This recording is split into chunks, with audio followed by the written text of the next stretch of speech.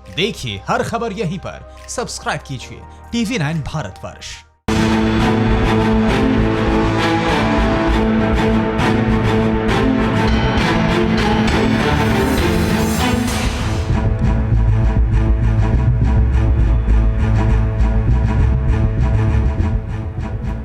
नमस्कार, स्वागत है आपका। कैसे हैं आप सभी लोग? मैं हूं निशांत चतुर्वेदी। हमारे इस खास शो फिक्र आपकी में आपका एक बार फिर स्वागत है। सबसे पहले गौर कर लेते हैं आज के सेगमेंट्स पर। तस्वीर देखें यहां पर। फिक्र का जिक्र से शुरुआत होगी, फिर होगा जानना जरूरी है, और फिर होगा फिक्रनामा। उसके बाद फिक्र हेडलाइंस, और फिर अच्छी खबर यानी खबर पॉजिटिव, और फिर अंत में जो है सो है। लेकिन अब देखते हैं आपकी फिक्र की बड़ी खबरें क्या क्या है। आज हम आपको बताएंगे लद्दाख में डिसएंगेजमेंट का फेज 2.2 क्यों अहम है और कितना कठिन है। हिमालय पर चल रही इस लड़ाई की पूरी सच्चाई क्या है।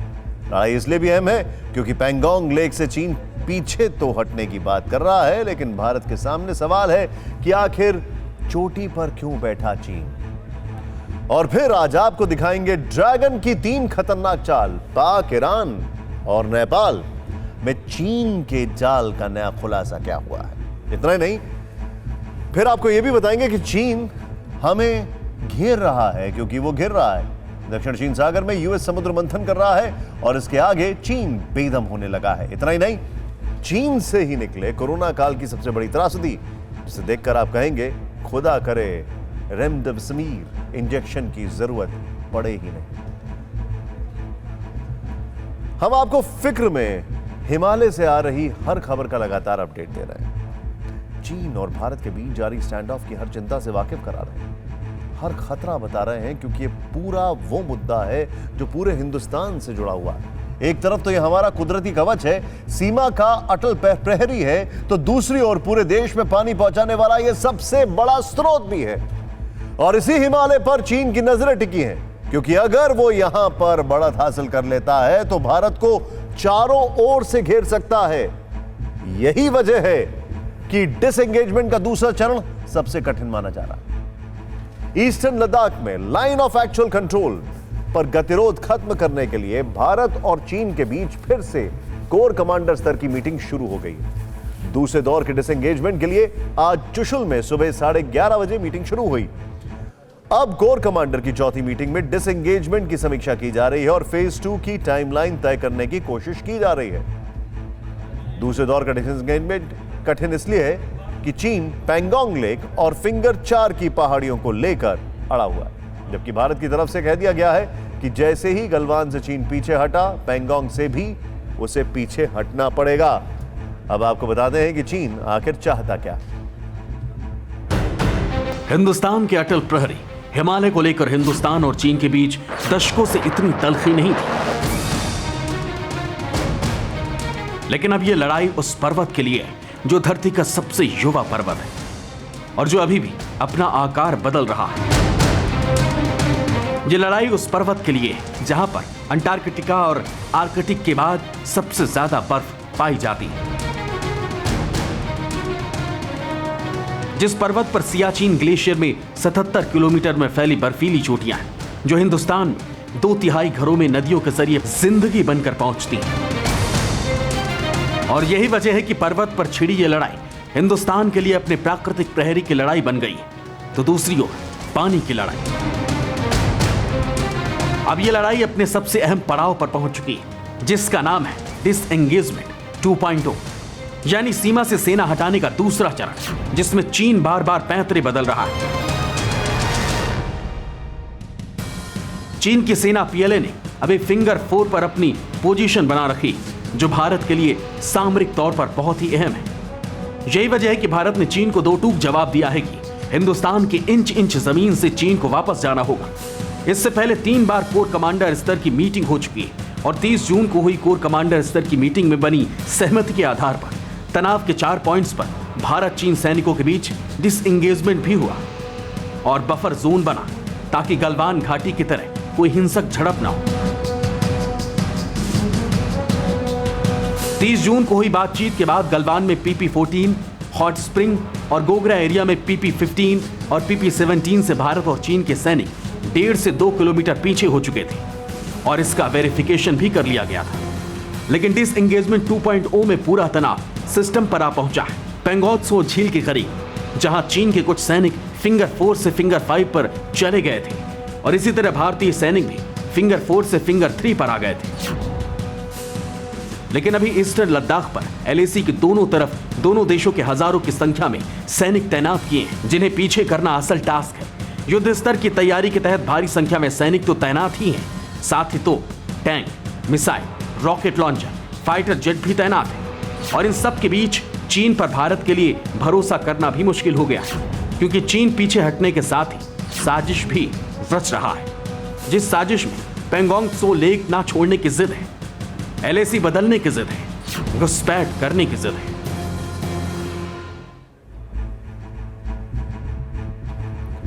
पेंगोंग झील से चीन पीछे न हटने की जिद पर अड़ा हुआ है और वो यहां पर भारत को पीछे हटकर भी घेरने के तमाम हथकंडे अपना रहा है। यही वजह है कि डिसएंगेजमेंट का दूसरा दौर सबसे कठिन है। चीन स्ट्रैटेजिक पॉइंट्स पर अभी भी मौजूद है और अब आपके मन में पेंगोंग को लेकर उठ रहे तमाम सवालों का जवाब बताने के लिए आपको ले चलते हैं सुमित चौधरी के पास, जो कि अभी अभी लौटे हैं सीधे एलएसी से। भारत और चीन के बीच में चौथी कोर कमांडर की लेवल की मीटिंग चल रही है, और लेकिन इस मीटिंग में सबसे इंपॉर्टेंट मुद्दे क्या हैं सबसे खास बातें, ये मैं आपको दिखाऊं, क्योंकि इसमें सबसे ज़्यादा स्ट्रैटेजिकल पॉइंट ऑफ व्यू से इंपॉर्टेंट है पेंगोंग त्सो लेक। मेरे पीछे जो अगर आप देख रहे हो ये पेंगोंग त्सो लेक ही है। और एक और इंपॉर्टेंट बात ये कि मैं आपको दिखाऊं कि ये पेंगोंग त्सो लेक आखिरकार इतनी स्ट्रैटेजिकल पॉइंट ऑफ व्यू से इंपॉर्टेंट क्यों है। जानिए, करीबन 135-137 किलोमीटर की ये पूरी लेक जो है, जो आप नीचे देख पा रहे हो, ये फिंगर्स में बटी हुई है, 8 फिंगर्स में बटी हुई है, जो चीन मानता है खासतौर पे कि भारत का जो चीन क्लेम ऑफ लाइन है, जो चीन कहता है वो फिंगर 2 पर है, भारत कहता है कि एलएसी फिंगर 8 पर है। लेकिन आप इसको मान के चलिए कि किस तरीके से चीन ने साजिश रचते हुए फिंगर 4 पर आकर यहाँ पर बैठ गया। आज के डिस्कशन में सबसे ज़्यादा डिस्कशन इसी बात को लेकर हो रहा है कि आखिरकार चीन कैसे यहाँ से पीछे हटेगा, क्योंकि पीछे वाली जो इससे पहले जो मीटिंगें हुई थी, 3 मीटिंग हो चुकी है इससे पहले, खासतौर पे 6 तारीख को, फिर 22 तारीख को, 22 जून को, और उसके बाद 30 जून को। और 30 जून की मीटिंग के बाद डिस्कस हुआ था और यह तय हुआ था कि चीन यहाँ से हटेगा। हालांकि फेज वाइज तरीके से डिसएंगेजमेंट होना था और चीन ने यहाँ से कुछ मोबिलाइजेशन अपना पीछे भी कर लिया था फिंगर 4 पे। लेकिन दूसरे ग्राफिक्स में आपको बताता हूं कि आखिरकार कहां पे चीन अभी भी बैठा हुआ है, यानी कौन सी लोकेशन है जहां पर चीन अभी भी बना हुआ है। वो लोकेशन है इन पहाड़ियों की, यानी फिंगर 4 की जो ये पहाड़ियां आप देख रहे हैं, इनकी लोकेशंस में चीन अभी भी उसी तरीके से डिप्लॉयमेंट है, उसकी मोबिलाइजेशन। और यही भारत की तरफ से कहा गया है कि अब दूसरे फेज के अंदर जो बातचीत हो रही है वो इन पहाड़ियों से, इन रिजिस के ऊपर से चीन पीछे उतरना शुरू करे, अपने मोबिलाइजेशन को कम करना शुरू करे, क्योंकि उसी के बाद तीसरा फेज शुरू होगा। तीसरा फेज यानी जो बोट्स चीन ने लगातार फिंगर 4 के पास पहुंचा दी हैं, करीबन 35 से 40 बोट्स हैं, उनको पीछे फिर चीन करेगा। 8 किलोमीटर का दायरा है फिंगर 8 से फिंगर 4 का, और इन्हीं 8 किलोमीटर के अंदर डिसएंगेजमेंट होना। लेकिन चीन लगातार फिंगर 4 पर अपनी मोबिलाइजेशन को लेकर, डिप्लॉयमेंट को लेकर अड़ा हुआ है। और अब सबसे इंपॉर्टेंट बात यह कि आज का डिस्कशन ना सिर्फ इसको बल्कि डेप्सांग को लेकर भी है, यानी इन दोनों मुद्दों के ऊपर बहुत लंबे समय तक बातचीत चल रही है। और माना यह जा रहा है कि डिसएंगेजमेंट फेज 2 जो होगा वो इसी फिंगर 4 से चीन को पीछे हटना होगा, यानी ढलान पे जाना होगा, और उसी के बाद भारत उसके आगे की बातचीत करेगा। तो ये तो थी एलएसी की बात, जहां पर भारत को चीन घेरने की कोशिश कर रहा है। और अब आपको बताते हैं कि चीन की वो 3 चाल जो ईरान, पाकिस्तान और वाया नेपाल आ रही हैं, उसने ईरान को पैसा फेंक कर खरीद लिया है, जिसका असर यह हुआ है कि ईरान ने चाहबार पोर्ट रेल लिंक प्रोजेक्ट से भारत को बाहर कर दिया है। तो वहीं नेपाल के प्राइम मिनिस्टर की केपी शर्मा ओली की रिश्वतखोरी का खुलासा हुआ है। माना जा रहा है कि ओली को चीन ने भारी रिश्वत देकर खरीद लिया है। लेकिन जिन 3 देशों के जरिए चीन ने भारत को घेरने का अपना दायरा बढ़ाया है, उसमें सबसे गंभीर घेराबंदी है हिंद महासागर में। हिंद महासागर में चीन अब पाकिस्तान की मदद से अपना दबदबा बढ़ाना चाहता है, समंदर में अपना बेस तैयार करना चाहता है। इसीलिए तो चीन को अभी भी विस्तारवादी देश कहा जाता है। वो पहले हिमालय की बर्फीली चट्टानों पर भारत की ताकत को आजमाता है और मात खाता है। पहाड़ों पर रोज नए मोर्चे खोलकर हिंदुस्तान को ललकारता है और धूल चाटता नजर आता है। लेकिन अब वो समंदर में नई साजिश रच रहा है, हिंद महासागर में अपने पैर पसार रहा है, भारत को घेरने की तैयारी कर रहा है। ये चीन की एक नई साजिश है। जिसमें पाकिस्तान उसका साथी है। अब ड्रैगन का पूरा खेल समझ लीजिए, जिसमें सबसे पहले आती है चीन की नीली साजिश, यानी हिंद महासागर में हिंदुस्तान को घेरने की चाल। ये विशाल हिंद महासागर का वो हिस्सा है जिसमें भारत का एक छत्र राज है। पश्चिम में गुजरात के तट से लेकर दक्षिण में तमिलनाडु और पूर्व में पश्चिम बंगाल के तट तक हिंद महासागर के इस हिस्से में अमन और चैन कायम है, क्योंकि यहाँ भारत की सशक्त नौसेना तैनात है। भारतीय नौसेना मतलब विश्व की चौथी सबसे बड़ी नौसेना। युद्धपोत, जहाजी बेड़ों, पनडुब्बियों और विमानों से लैस नौसेना, जिसकी तरफ कोई आंख उठाकर देखने का दुस्साहस भी नहीं कर सकता। लेकिन हिंद महासागर में भारत की ये धाक अब चीन को खटकने लगी है। दुनिया का नंबर 1 देश बनने की चाहत में चीन अब हिंद महासागर में अपनी पैठ जमाना चाहता है। समंदर में भारत की ताकत को चुनौती देना चाहता है। भारत को अपने ही समुद्री गलियारे में घेरना चाहता है। समंदर में अपनी साजिश को अंजाम तक पहुंचाने के लिए चीन एक साथ 2 हथकंडे अपना रहा है। चीन की पहली रणनीति है हिंद महासागर में अपना बेस तैयार करना और दूसरी रणनीति है पाकिस्तान को भारत के खिलाफ तैयार करना। यानी एक तरफ वो हिंद महासागर में अपने बेड़ों के लिए नए ठिकाने ढूंढ रहा है, ड्रैगन अपनी आर्मी के लिए बेस तलाश रहा है, तो दूसरी तरफ वो पाकिस्तानी नौसेना को पूरी ताकत दे रहा है, भारत के खिलाफ उसकी सैन्य शक्ति को मजबूत कर रहा है। आपको बता दें कि अफ्रीका के जिबूती में चीन पहले ही अपना मिलिट्री बेस तैयार कर चुका है। लाल सागर के पास मौजूद अफ्रीका के इस इलाके को हॉर्न ऑफ अफ्रीका कहते हैं। हिंद महासागर के इस छोर पर चीन ने 2017 में अपना बेस बनाया था। इसके अलावा पाकिस्तान के कराची और ग्वादर पोर्ट पर चीन के बेस होने की बात किसी से नहीं छिपी। चीन अपने जंगी जहाजों और पनडुब्बियों के लिए अब ठिकानों की तलाश कर रहा है, ताकि भारत से सटे हिंद महासागर के इलाकों में उसका दबदबा कायम हो सके। आज चीन के पास 2 एयरक्राफ्ट कैरियर हैं और 2 एयरक्राफ्ट कैरियर अंडर कंस्ट्रक्शन है। करीब 50 डीजल इलेक्ट्रिक सबमरीन है और 10 न्यूक्लियर सबमरीन है। चीन इस दबदबे को इसलिए बढ़ाना चाहता है कि उसका सारा व्यापार यहीं से यानी कि इंडियन ओशन से होता है। अपने मकसद में कामयाब होने के लिए चीन ने भारत के दुश्मन पाकिस्तान से हाथ मिलाया है। चीन पाकिस्तान को 8 युआन क्लास डीजल इलेक्ट्रिक पनडुब्बियां मुहैया करा रहा है। इसमें से 4 पनडुब्बियों की 2022-23 तक चीन से पाकिस्तान पहुंचने की संभावनाएं हैं। बाकी 4 कराची में बनाई जाएंगी। आपने देखा कैसे चीन हिंद महासागर में अपने पैर जमाने की साजिश रच रहा है, लेकिन बात यहीं खत्म नहीं होती। भारत को घेरने के लिए चीन किसी भी हद तक जाने के लिए तैयार है। जहां पाकिस्तान जैसे दुश्मन देश हमेशा से भारत के खिलाफ चीन की कठपुतली बनने के लिए तैयार रहे, अब चीन की नजर भारत के मित्र देशों पर है। ईरान इसकी ताजा मिसाल है। चीन ईरान जैसे मित्र देश को भारत से अलग करना चाहता है, अरबों डॉलर का प्रलोभन देकर उसे खरीदना चाहता है। आज हम जो रिपोर्ट दिखाने जा रहे हैं वो हैरान करने वाली है। चीन की ईरान चाल ने उसकी असलियत से पर्दा उठा दिया है। सालों से अमेरिका के पाबंदियां झेलने वाला ईरान इतना खस्ता हाल हो गया कि उसने चीन के आगे सरेंडर कर दिया है और ईरान के सामने इतनी तंगी है कि उसने भारत से दशकों पुरानी दोस्ती और मदद तक भुला दी है। चीन का ईरान पर कैसा जादू चला है, ये इसी से समझ सकते हैं कि ईरान के राष्ट्रपति हसन रूहानी ने भारत को चाबहार रेल परियोजना से बाहर का रास्ता दिखा दिया है।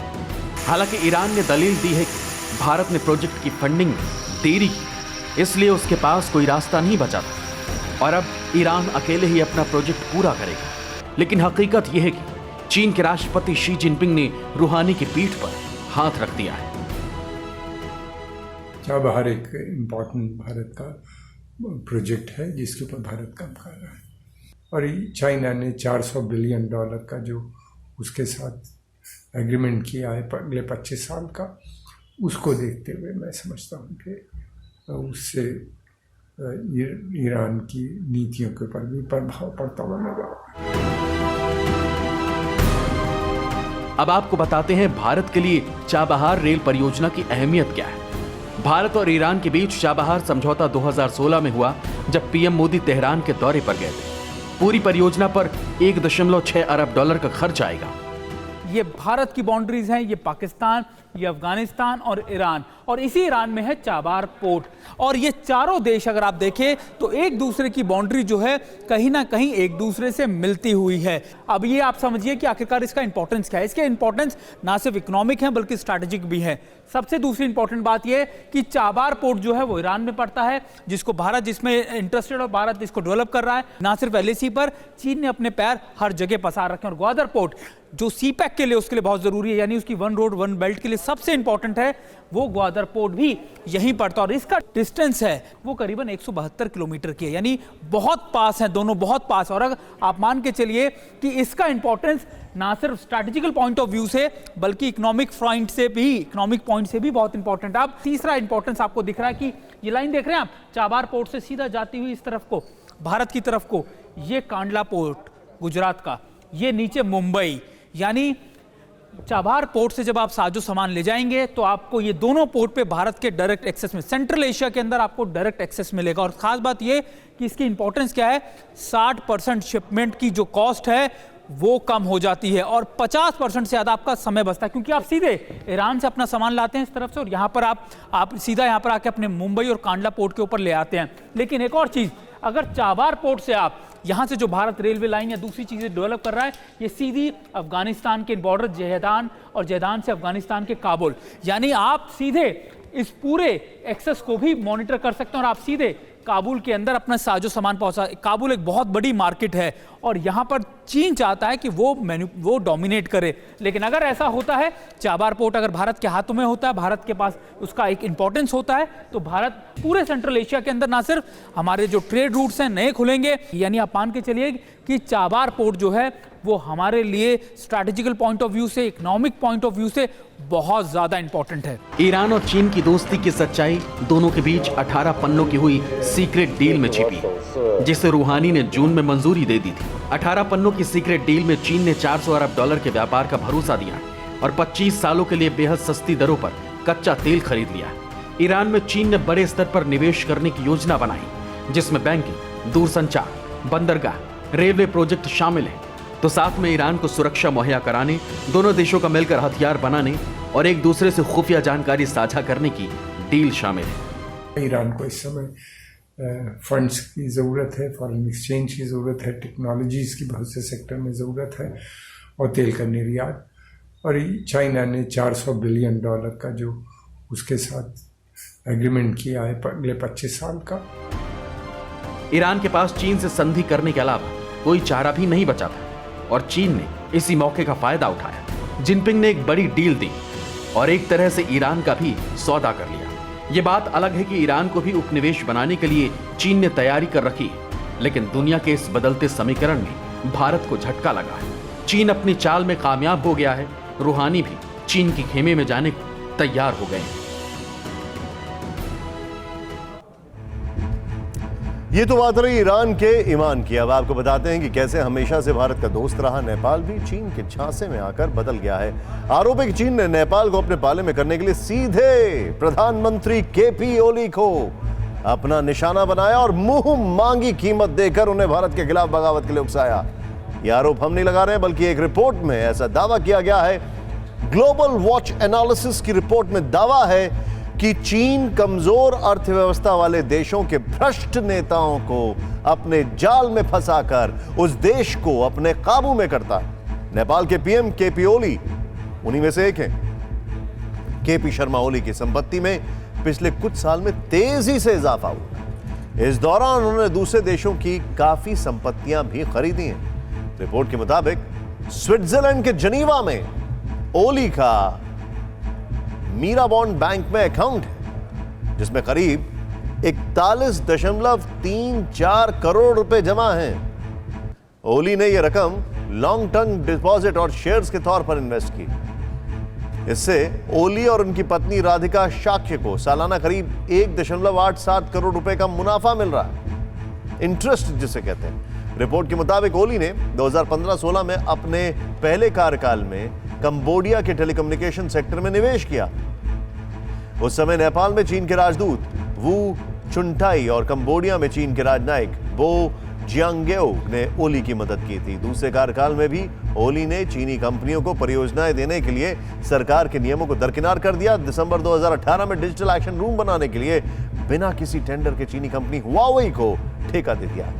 मई 2019 में भी बिना किसी टेंडर के चीनी कंपनियों के साथ 2 डील की गई, जिसमें 4 4G नेटवर्क के लिए 1106 करोड़ रुपए का प्रोजेक्ट भी शामिल था। इसके अलावा जून 2020 में ओली पर कोरोना वायरस से निपटने के लिए चीन से घटिया उपकरण खरीदने का आरोप लगा, जिसके लिए नेपाल ने चीन को 73 मिलियन यूरो दिए थे। इस मामले की जांच अभी जारी है।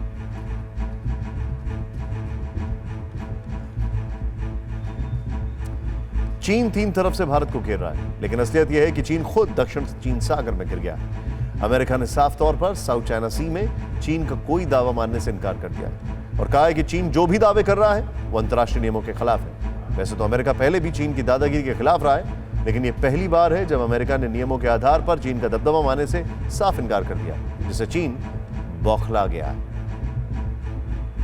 ये साउथ चाइना सी में अमेरिकी बाहुबली वॉरशिप और फाइटर जेट का दम है। अमेरिका के इन युद्धपोतों का एक्शन चीन को चुभ गया। यहाँ अचानक चीन की हरकतों और हिमाकतों का सिलसिला भी बढ़ा तो सुपर पावर ने ऐसा इंतजाम कर दिया कि उसकी अक्ल ठिकाने लग गई। अमेरिका ने ऐलान कर दिया है कि साउथ चाइना सी में चीन की दादागिरी नहीं चलेगी। दुनिया साउथ चाइना सी को ड्रैगन का जल साम्राज्य बनाने की इजाजत नहीं देगी, भले ही अंजाम कुछ भी हो।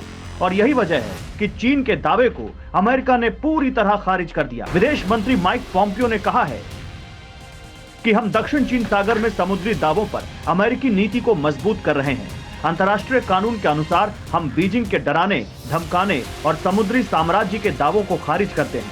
पीपल्स रिपब्लिक ऑफ चाइना के पास इस क्षेत्र पर अपनी इच्छा थोपने और दक्षिण पूर्व एशियाई राज्यों के तटों से संसाधनों का दावा करने का कोई कानूनी आधार नहीं है। अमेरिका के विदेश मंत्री का बयान चीनी साम्राज्यवादी अरमानों पर ताकतवर पलटवार है।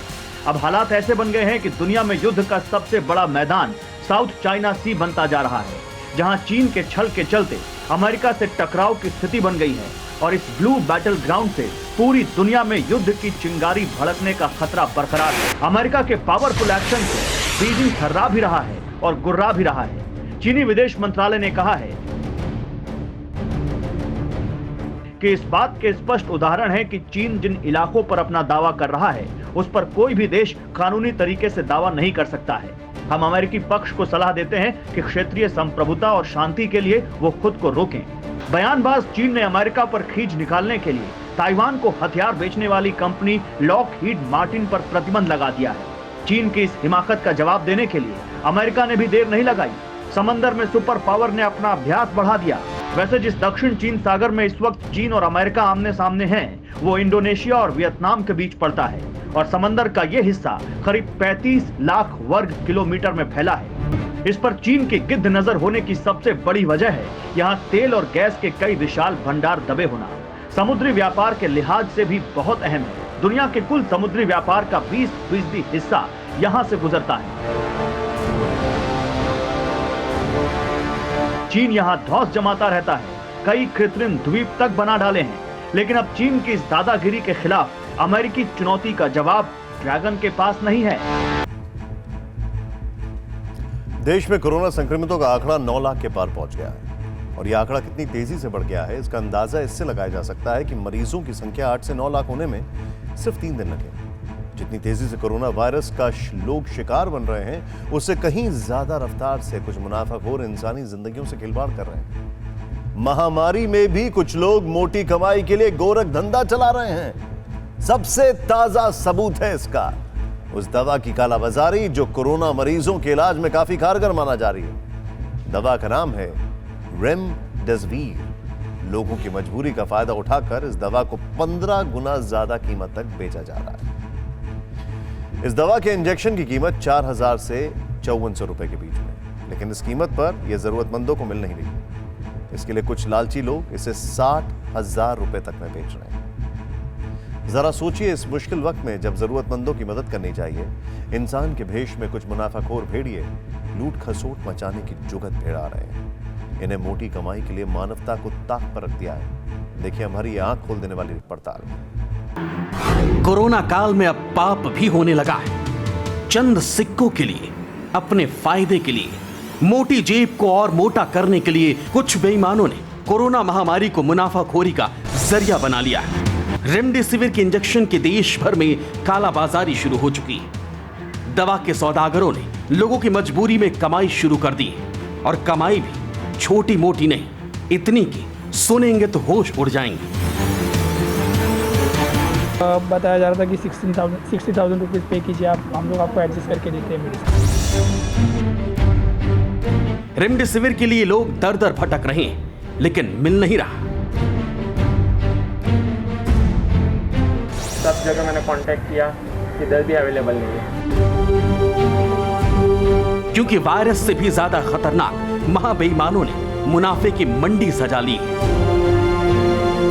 सर जी तुमको दवाई चाहिए ना, आ जाओ मीरा रोड, मिल जाएगा। ठीक है, तो आप पेमेंट ऑनलाइन पेमेंट लोगे कि कैसे करोगे? ऑनलाइन पेमेंट का क्या ऑप्शन है आपके पास? वो सिर्फ कैश ही पेमेंट लेता है सर। सिर्फ कैश पेमेंट लेते हैं? मुनाफाखोर मौत के सौदागर बन बैठे, खुलेआम इंसानी जिंदगियों से खिलवाड़ हो रहा है। 30 तारखेपासून माझी मेसेज सुरू आहे. मी सफाई कामगार आहे महापालिकेत, ठाणे महानगरपालिकेत. मी माझी कंडिशन काय मी बघितलं घरात. लेकिन कोई मरे या जी, कोरोना फैले तो फैले, काला बाजारियों को इससे कोई मतलब नहीं। मेरे पास तो है नहीं, पर मैं किसी से लेके दे सकता हूँ आपको। एक बंदे के पास था, पर वो 25,000 कुछ मांग रहा था सर उसका। कोरोना वो किलिंग मशीन जो बेरहमी से इंसानों का शिकार किए जा रही है, इसे खत्म करने वाली अभी तक कोई वैक्सीन नहीं आई, लेकिन रेमडेसिविर नाम की दवा कोरोना के चपेट में आए लोगों की जान बचाने में काफी कारगर साबित हो रही है। और इसी जीवन रक्षक दवा की कालाबाजारी शुरू हो गई, जो हर किसी के फिक्र बढ़ाती है। कौन सी इंजेक्शन लेने गए? वही रेमडेसिविर। कौन है आपका? जीजा जी. आपके जीजा जी हैं। कब से एडमिट हैं? 5-6 दिन हो गए. कितना इंजेक्शन कहाँ गया लेने के? 6 इंजेक्शन चाहिए। 6 इंजेक्शन तो दो, लोगों को 1 इंजेक्शन तक नसीब नहीं हो रहा। वो आप अपने कानों से सुन लीजिए और समझ लीजिए। हेलो, कौन दीपक भाई बात कर रहे क्या? जी बोलिए। मुझे जानना था, मुझे नंबर मिला था आपका कि आपके पास वो इंजेक्शन अवेलेबल है करके। सॉरी, अपना नंबर पे सुन दिया आपके साथ। मैं हम लोग के ग्रुप में नंबर आया था आपका कि आपके पास इंजेक्शन अवेलेबल है करके। हमारा एक अर्जेंट रिक्वायरमेंट था पेशेंट को देने के लिए। मेरे पास तो है नहीं, पर मैं किसी से लेके दे सकता हूँ आपको। एक बंदे के पास था, पर वो 25,000 कुछ मांग रहा था सर उसका। 25,000 रुपया एक वाइन का? ओके, तो कहाँ से कलेक्ट करना पड़ेगा बता दो ना, मैं आगे कलेक्ट कर लेता हूँ।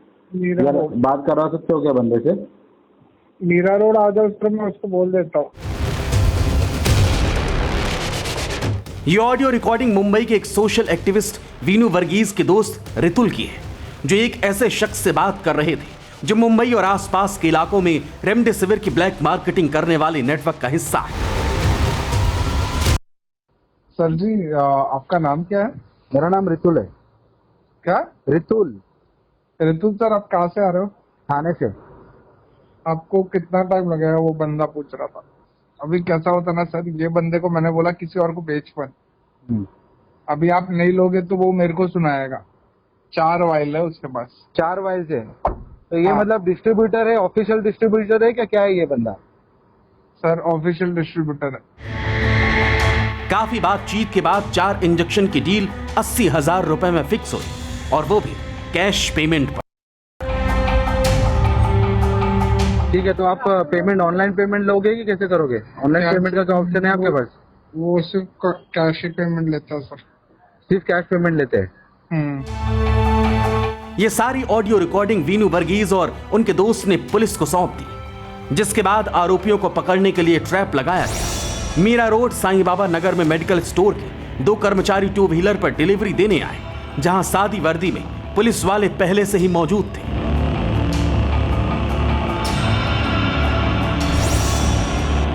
फौरन दोनों आरोपियों को धर दबोचा गया और उनके पास से रेमडेसिविर के 4 इंजेक्शन भी बरामद किए। इसकी कीमत क्या है और ये लोग काला बाजार में इसकी कीमत किस भाव में बेच रहे थे?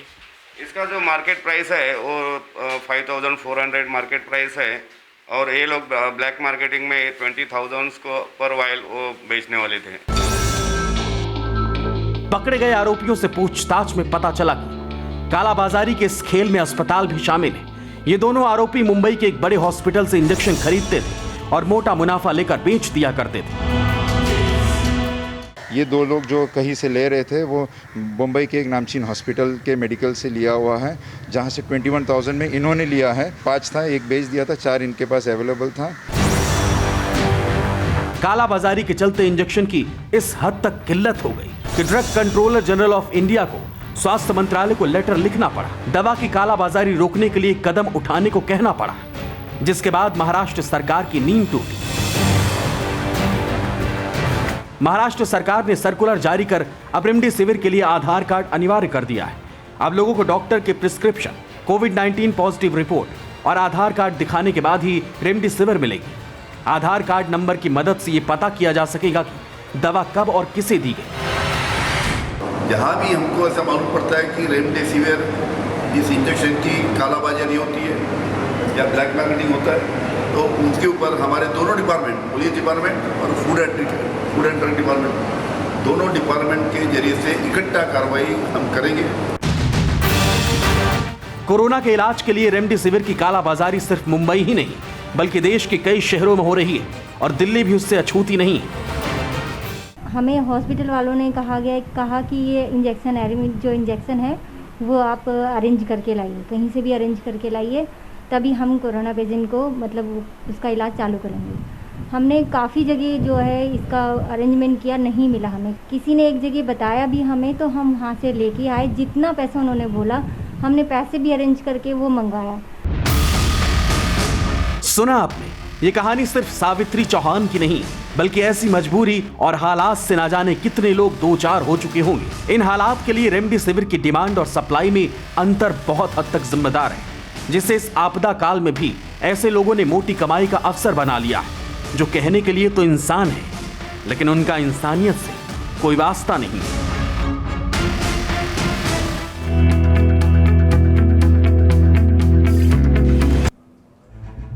सरकार की आंखें अब जाकर खुली हैं जब इस दवा की कालाबाजारी से अब तक न जाने कितने लोगों को लूट लिया गया है और कितना ज्यादा लूटा गया है। उसका अंदाजा आपको इस बात से हो जाएगा, कोरोना के मरीज को रेमडेसिविर 5 दिनों तक दी जाती है। इसमें पहले दिन 200 मिलीग्राम यानी 2 इंजेक्शन दिए जाते हैं। उसके बाद अगले 4 दिन तक रोजाना 100 मिलीग्राम यानी एक इंजेक्शन दिया जाता है। मतलब कुल 6 इंजेक्शन देने पड़ते हैं। अब सोचिए, कालाबाजारी के चलते एक इंजेक्शन 15 से 60,000 रुपए में खरीदना पड़ रहा है। मतलब एक मरीज के परिवार वालों को 90,000 से 3,60,000 रुपए तक देने पड़ रहे हैं। अब आप समझ गए होंगे कि महामारी में भी मुनाफाखोरों ने लूट खसोट मचा रखी है।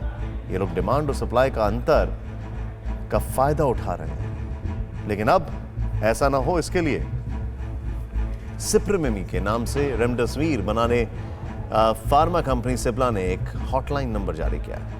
नंबर है 022-628-20886। इस नंबर पर जरूरतमंद लोग फोन कर सकते हैं, जिसके बाद फोन करने वाले लोगों को तय कीमत पर रेमडेसिविर की उपलब्ध कराने कंपनी पूरी कोशिश करेगी। और अब देखते हैं फिक्र हेडलाइंस। लद्दाख के चुशुल में भारत चीन के बीच 9 घंटे से सैन्य स्तर की बैठक जारी। पैंगोंग लेक से चीन सेना के पीछे हटने पर 2 टूक बाद हिंदुस्तान का क्लियर मैसेज, फिंगर 5 पॉइंट से तंबू उखाड़े ड्रैगन आर्मी। कल दिल्ली में सचिन पायलट बताएंगे आगे की रणनीति। बीजेपी ने पार्टी में आने का दिया ऑफर। पायलट का समर्थन में दौसा समेत कई जिलों में पदाधिकारियों ने छोड़ी कांग्रेस। सचिन ने साथ देने वालों का किया धन्यवाद। राजस्थान में बदले समीकरण के बाद सीएम आवास पर कैबिनेट की पहली बैठक। सरकार बचाने को लेकर आगे की रणनीति पर मंथन। पीएम ओली के बयान पर नेपाल सरकार की सफाई। कहा, अयोध्या को लेकर किसी की भावना को ठेस पहुंचाने का नहीं था इरादा। अयोध्या और श्रीराम पर और शोध की जरूरत। विकास दुबे गैंग पर यूपी पुलिस की धरपकड़ तेज। 50,000 का इनामी बदमाश शशिकांत गिरफ्तार। निशानदेही पर विकास के घर से AK-47 और इंसास राइफल बरामद। 370 हटाए जाने की पहली बरसी पर ISI का खौफनाक प्लान।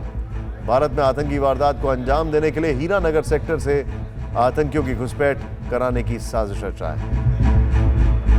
दिल्ली दंगे में मरकज की भूमिका पर जांच तेज। दंगों के आरोपी फैजल के संपर्क में था मौलाना साद का करीबी अब्दुल अलीम। क्राइम ब्रांच जल्द करेगी दोनों की आमने सामने बैठाकर पूछताछ। कोरोना की बेकाबू रफ्तार पर रोक के लिए बिहार सरकार का बड़ा फैसला। 16 से 31 जुलाई तक रहेगा लॉकडाउन। पिछले 24 घंटे में 1432 नए केस, संक्रमितों का आंकड़ा करीब 19,000। देश भर में कोरोना मरीज 9 लाख के पार। असम में बाढ़ से भारी तबाही, 27 जिलों के 22 लाख से ज्यादा लोग प्रभावित। नेपाल से नदियों में पानी छोड़ने से बिहार के कई जिलों में बाढ़ जैसे हालात। घाटी से आतंकियों की सफाई जारी है, लेकिन इस बीच फिक्र की खबर आ रही है नियंत्रण रेखा यानी LOC से। इंटेलिजेंस सूत्र बता रहे हैं कि पाकिस्तान की खुफिया एजेंसी ISI और जैश ने मिलकर भारत में आतंक फैलाने की एक बड़ी साजिश रची है और इस साजिश की बागडोर सौंपी गई है मौलाना मसूद अजहर के बेटे वली और उसके करीबी मक्की को। यानी ISI अब मक्की और वली की बलि देने पर आमादा है। दहशत फैलाने का ये जो पूरा प्लान है, इसे देखें आप।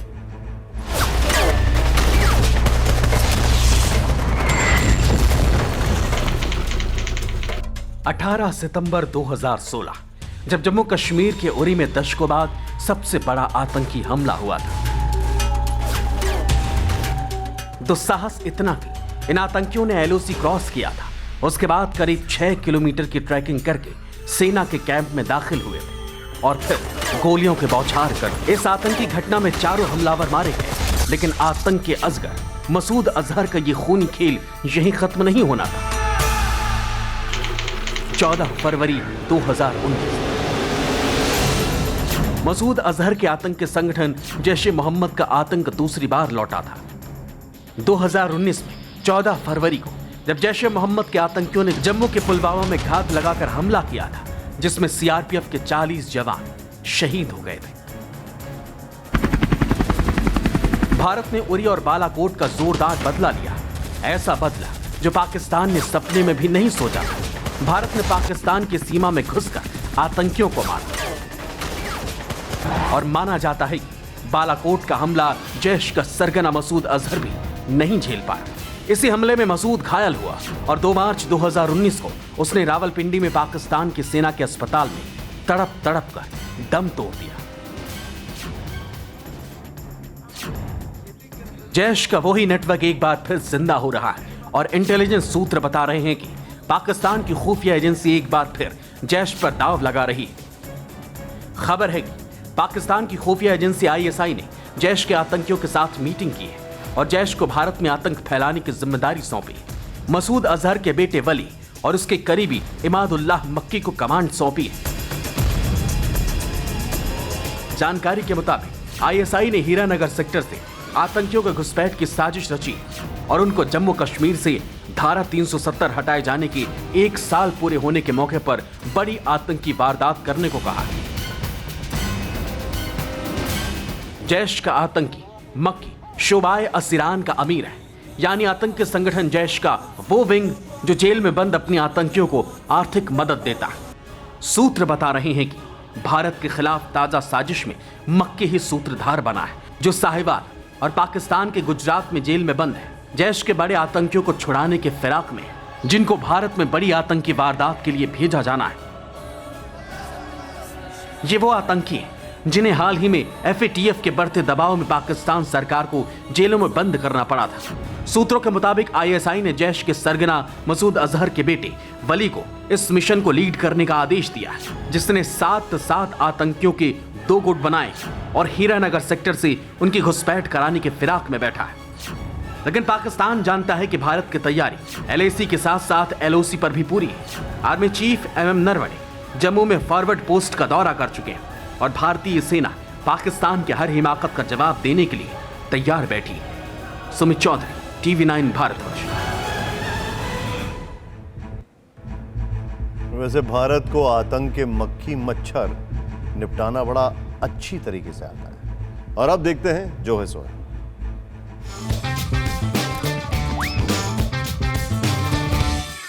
पायलट शायद कुछ उसी तरीके से बोल रहे हैं जैसे विमान का कैप्टन विमान के यात्रियों को संबोधित करता है, और ज्यादातर इस अंदाज में बोलता है कि अंग्रेजी बोली जा रही है ये तो समझ में आता है, लेकिन क्या बोला जा रहा है कुछ कुछ ही पल्ले पड़ता है। Oh, passengers, this is your captain, XYZ. We are flying 15,000 feet above sea level, facing turbulent weather. Fasten your seat belt, sit back, relax and enjoy. Pilot का बोला और डॉक्टर का पर्चे पर लिखा कम समझ में आता है, लेकिन इसी में उनकी शान और अलग पहचान भी होती। बहरहाल राजस्थान में लगता है ये असर उल्टा हो रहा है, पद भी गया, भाव भी नहीं मिल रहा। लेकिन एक पहलू और है, यात्रा के दौरान पायलट को नाराज करना भारी पड़ सकता है। पायलट से पंगा टेक ऑफ के बाद नहीं, बाकी तो जो है सो है।